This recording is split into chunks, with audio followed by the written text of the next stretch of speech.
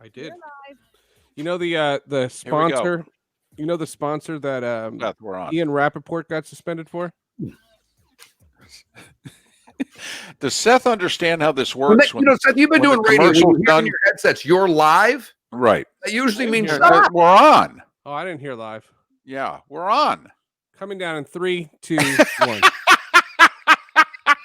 Miller and Moulton at 28 minutes past the hour with our buddy, the talkative Seth Everett. He could never be an opener with that attitude. I'll tell you. That's outstanding. Follow Seth on Twitter at Seth_Everett. He of Sports with Friends and Hall of Justice, 2 tremendous podcasts. He also covers the Jets for Sports Illustrated, which these days must seem like combat pay. Nothing like a little 9 o'clock at night breaking news, huh? Right? I'm sure you didn't have your night planned. You weren't sitting around with the wife. You just gotten the kids kind of settled, that sort of deal. It was fine, right? Well, I mean, I make no secret. Tuesdays are my 4 a.m. day, and Sports with Friends is due by midnight. And I was planning on having Sports with Friends finished because we had recorded it. Everything was ready around 8:15, and all I had to do was finish it. And I get a phone call. Then my daughter needs help with her social studies, and then Le'Veon Bell tweeting "Thank you," and that was what I saw first. And I thought that was really funny. And that's how I found out about it. Because then the email came in, and then we obviously had to do stuff. But it turned out to be a later night than I wanted it to be. I didn't think they were going to release him. I thought they'd trade him. And the funny part about it is how they just cave. Players can go on social media and say whatever they want. They'll get out, and they don't. Nobody minds. And you never see a Patriots player do that. You never see a player do that. Do it.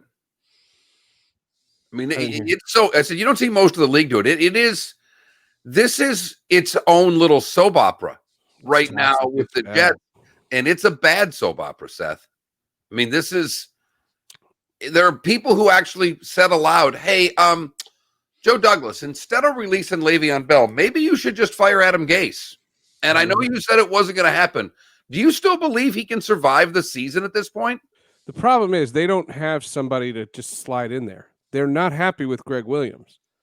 And don't forget, if you look at the history of this thing, and I've done some research on it in the last week, the Jets were going to hire Matt Rule, not McCarthy like everybody in the media wanted. They were going to hire Matt Rule, and they insisted on Greg Williams.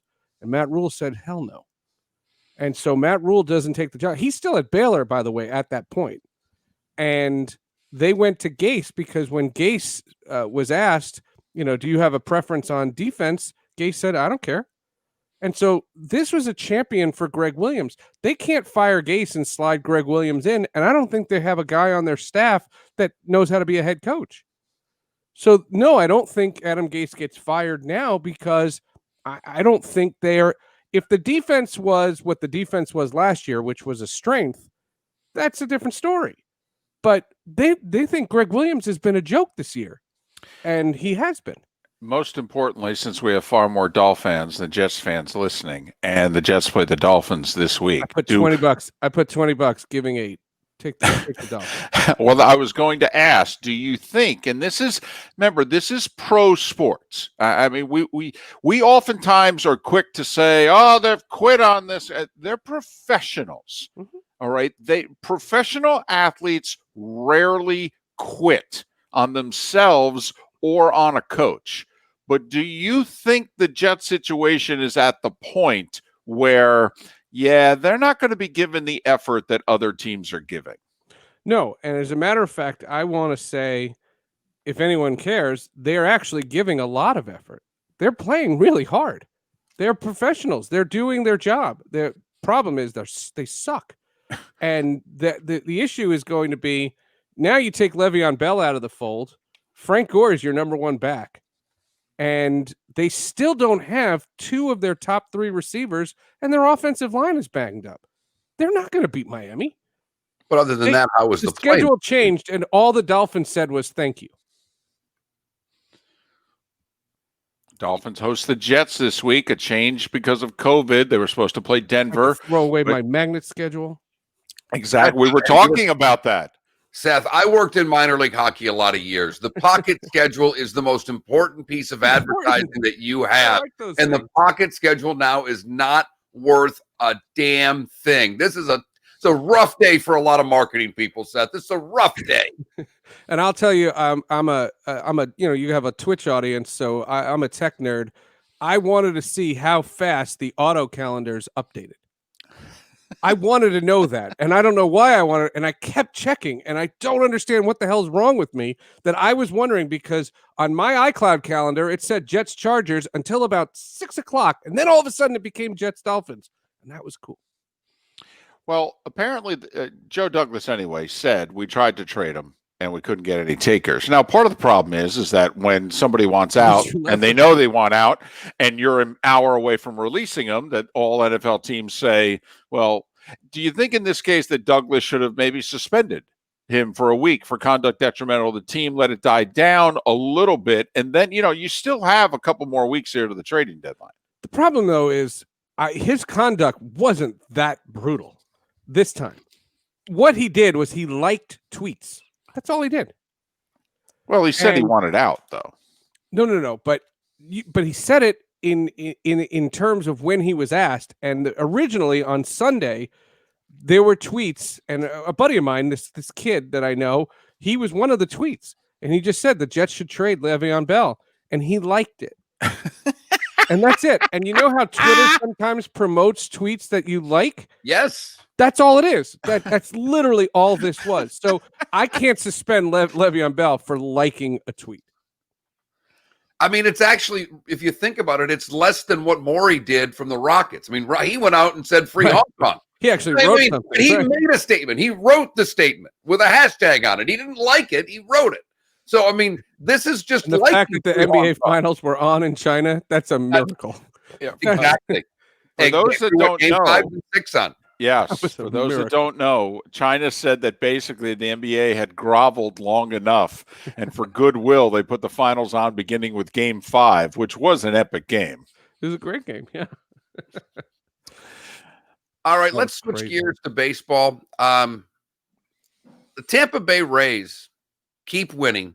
And Seth, I remember when we talked to you a couple of years ago when they started with the opener, and you just rolled your eyes. And I brought this up yesterday because the baseball guy, the manager didn't like the opener. The baseball reporter didn't like it. It was new, and it's obviously here to stay. But there has to be so much credit given to what the Rays have done with next to nothing now for a long time, and they're going to get to a World Series.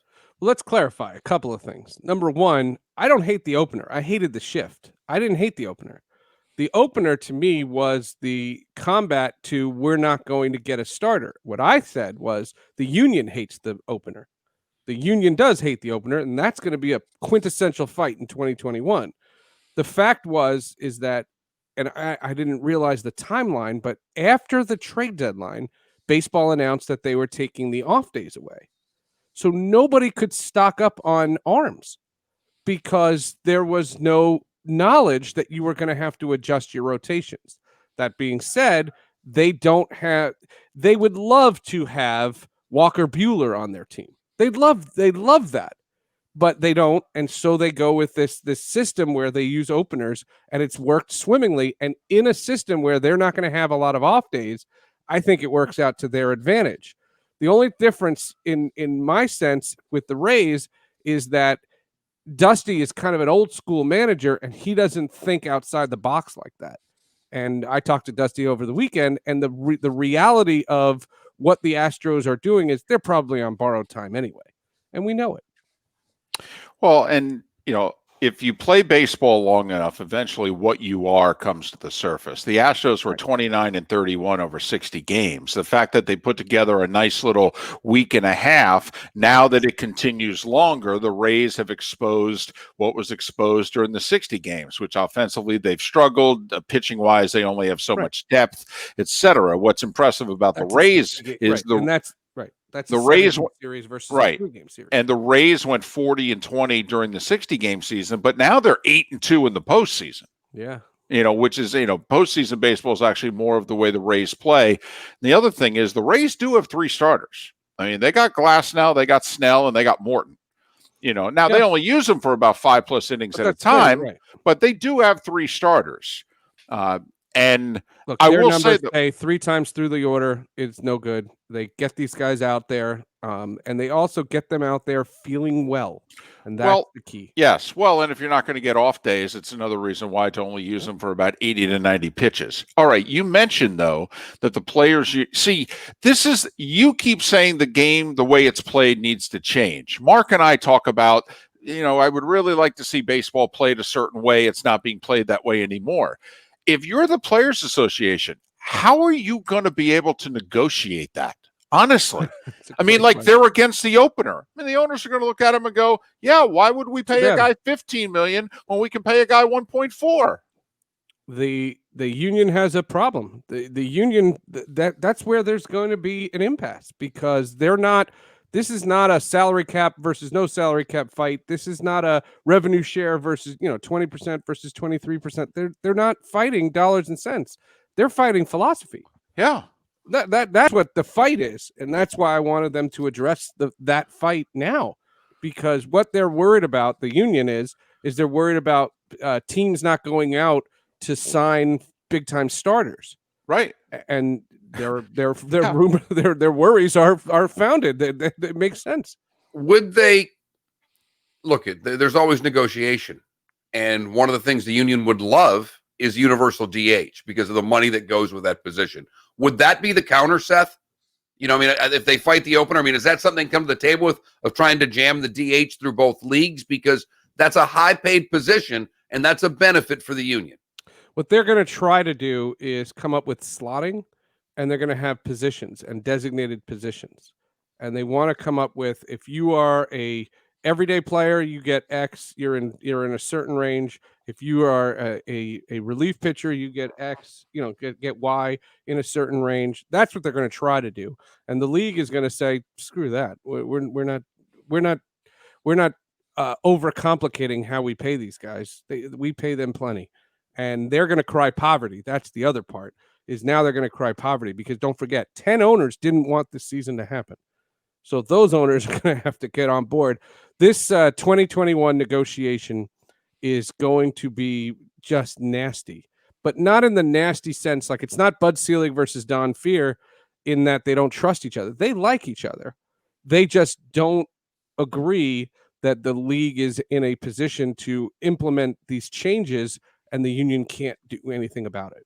There is one more year officially left under the deal between Major League Baseball and the Players Association. But as Seth pointed out, that doesn't mean it's kind of like a president with executive order. The presidents from time to time think justice with 20 days left. No. Well, but presidents from time to time think that, well, I can do this via executive order, and Major League Baseball and Rob Manfred are kind of pushing his power, saying, well, I think I could do this even without us negotiating it, and that obviously draws the ire of the union. Braves Dodgers for a second. Dodgers bats finally showed some life. The Braves pitching had not given up hardly any runs. Seth, we're all hockey fans. There are times in a 7-game hockey series in which a team loses, but they play a great, the Lightning against the Bruins, for example. They lost game 1 of that series, but the final 30 minutes of that game, they were all over the Bruins. They lost 3-2, but the Lightning skated off that ice that night going, well, if we play like this, they can't stop us. And I'm wondering, the Dodgers are down 2-0, but did the Dodgers look at one another and go, well, if we swing the bats like this, we're going to win this thing? Yeah, I mean, you could argue that. The difference in baseball is momentum's only as big as the next day's starting pitcher, and we'll see what Urias has. And if he can shut down the Braves, then I think the Dodgers can still make this a series. I don't think this is a game set match situation. I thought the Dodgers were going to come back in that game. I really did. You felt the momentum switch. You felt a major change in that game. I thought Kevin Burkhardt was hilarious, where he says the first 8 innings were boring. I'm sure the Fox executives love that. Loved it. But the idea is you'll see. And if the Dodgers can win this, I think the series is very far from over. This is a pivotal game. It's a pivotal game because if the Braves win this, it is over. And, just like if the Astros had come away with a victory last night, they'd have a series. 2-1 is not, being down 2-1 is not a death knell. Being down 3-0 is. And obviously being down 2-0, that's the point really, because we've watched so many teams over the years come back from 2 spits. So the big one is the next one for the Dodgers. But on the other side of that, when you can rally and say, hey, we came back and we're starting to hit, but they came up short. I would also have to think the other side of this is that's a pretty dejected clubhouse after finally getting it all together and coming up short. Yeah, I just think baseball, they're more even keel. I just think in the situation, this is going to come down to starting pitching in the beginning. Can the Braves get off to a hot start? I think if the Braves get out to a lead, then the Dodgers start to doubt themselves even more. I think it's psychological, like you're saying, but I think I don't have the hockey mentality. I think, losing a game like that would be, a dressing room blunder. In hockey, I think in baseball, they play every day. And I like the idea that they play every day in that sense, because the Dodgers get right back at it this afternoon or this evening, whatever time they have. By the way, baseball waited so long to announce the times. Did you guys notice that? Yes. The NFL rescheduled 9 teams and baseball couldn't figure out what time their playoff games start. I know. That was weird. Yes, especially since it was 2 games on 2 different networks. I mean, how hard can this be? I didn't get that, but we've had so many conversations with so many baseball executives in the last 4 days because of some untimely passings. And the one thing that everybody's saying is they love the word hodgepodge. They love that I've been calling this season the hodgepodge season, and they think that they want that inscribed on the trophy. Well, you mentioned untimely passings. Since the last time we spoke, both Whitey Ford and Joe Morgan have passed, and I believe there's a family connection of yours with Whitey Ford. Yeah. So Whitey Ford, Yankee legend, he was very dear friends with my wife's grandfather, and when I met my wife, Whitey Ford was a running buddy, and they were thick as thieves. And I met him as like a family friend, and so I felt really badly for that whole family. He had Alzheimer's. He had been really lost for years. So I haven't seen Whitey Ford in a number of years, but Whitey Ford is a great human being and tells these great stories and a really fascinating guy. And he was really, really cool. And he was the guy who was witness to my Yogi Berra incident when a guy at MLB screwed with me because we were getting ready for Jackie Robinson Day. And they told me to go up to Yogi Berra and ask him what I thought the significance of Jackie Robinson was. And I phrased the question, when you think of Jackie Robinson, what comes to mind? And Yogi Berra went on a tirade right at me and literally just went, he was MMFing out. He's out. He's out. I don't care what replay. And he's screaming. And Whitey Ford was probably 10 feet away from the whole thing.